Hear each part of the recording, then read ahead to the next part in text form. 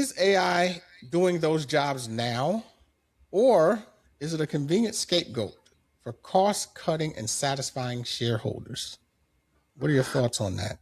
I think it's being used by the companies that are smart enough to at least dip their toe, to use it the way you described, the tasking and the sorting. And I use it now to help me make little listings for eBay or Facebook if I'm selling a little something. And it's actually teaching me factual things, but then I go validate it with someone who's been selling for, say, 30 years. And I'm hearing an echo, right, in between. Don't ever fully trust the AI, just use it as a guideline. So I think it's the smart people in the corporate world. Bitcoin's an example. They're like, this is too new. And it takes a lot longer. My Uncle Steve says many times, it takes longer for things to happen than we normally think. Although now that's speeding up. You and I have talked about that. So I try to stay away from making oh my God, I need to make a change like immediately. And companies are no different because they're human beings. So some will be aggressive and some may be waiting for that one big name that they trust, the one corporate brand that they know, that they trust, and they go, okay, we're going to try this a little.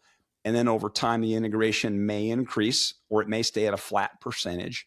Everyone's different, but I don't think we're going to wake up in some, nightmare dystopian panopticon, as they call it, like cyborg world.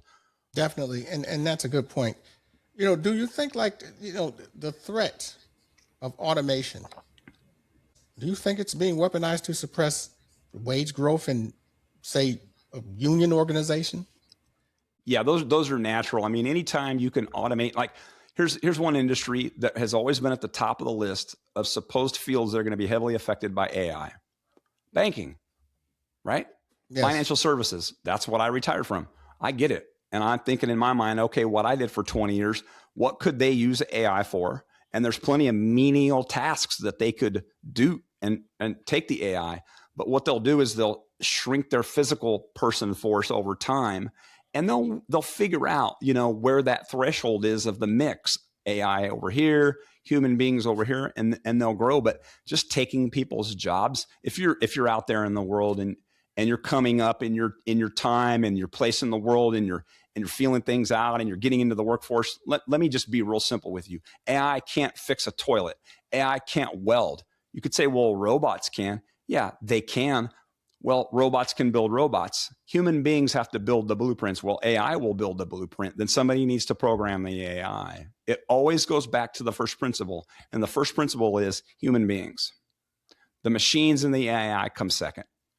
But there are those that would want you to believe that it's the other way around. And they'll say, well, if you keep running your mouth in the break room, young 25-year-old new at the company, AI will have your job in 6 months. We just need to be wiser than we've ever been.